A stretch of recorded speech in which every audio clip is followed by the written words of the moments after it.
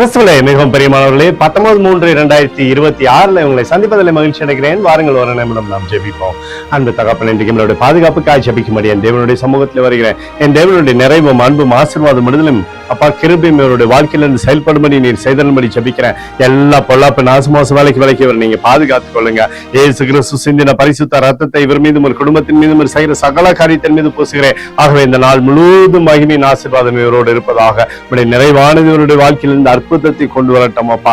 நன்மை நாளை இவருடைய வாழ்க்கையை நீங்க திருப்தியாக்குங்க. ஏசாயா 43:5 பயப்படாதே, நான் உன்னோடு இருக்கிறேன் என்று சொல்லி எழுதப்படக்கூடிய வார்த்தையின்படி இவரோடு இந்த அற்புதத்தை செய்யுங்க. இயேசுவின் நாமத்திலே ஒப்புக்கொண்டு ஜெபிக்கிறேன் நல்ல பிதாவே, ஆமேன்.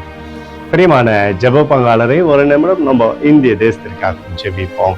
அன்பு தகப்பனே, 19/3/2026 தேசத்தின் நன்மைக்காய் ஜெபிக்கும்படியாய் உம்முடைய சமூகத்தில் வருகிறேன். இந்திய தேசத்தை நீங்க ஆசீர்வதிக்கும்படியாய் ஜெபிக்கிறேன். ஆசீர்வதிங்க. தேசத்திலே நன்மையும் கிருபையும் விடுதலையும் உண்டாகும்படி செய்யுங்க அப்பா. தேசத்திலே சமாதானமும் சந்தோஷமும் இருப்பதாக, தேவைகள் எல்லாம் சந்திக்கப்படட்டும். எங்களுக்காக அடித்து நொறுக்கப்பட்டிருக்கூடிய இயேசு கிறிஸ்துவ அவர் சிந்தின வெளியேறப்பட்ட ரத்தத்தை வைத்து ஒப்பு கொடுக்கிறோம்.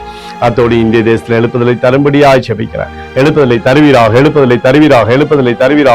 எழுப்புதலை எங்கள் கண்கள் பார்க்கும்படி நீர் ஆசீர்வதிக்கும்படி ஜெபிக்கிறேன். நேற்றும் இன்றும் என்றும் மாறாதவராகிய இயேசுவின் நாமத்திலே ஒப்புக்கொண்டு ஜெபிக்கிறேன் நல்ல பிதாவே, ஆமேன். பிரியமான ஜெப பங்காளரே, ஆண்டவர் நம்மளுடைய ஜெபத்தை கேட்டிருக்காரு. இந்த நாள் முழுதும் கர்த்தராகிய இயேசு கிறிஸ்துக்குள் நீங்கள் வளரும்படி உங்களை வாழ்த்தி ஆசீர்வதிக்கிறேன். ஆமேன்.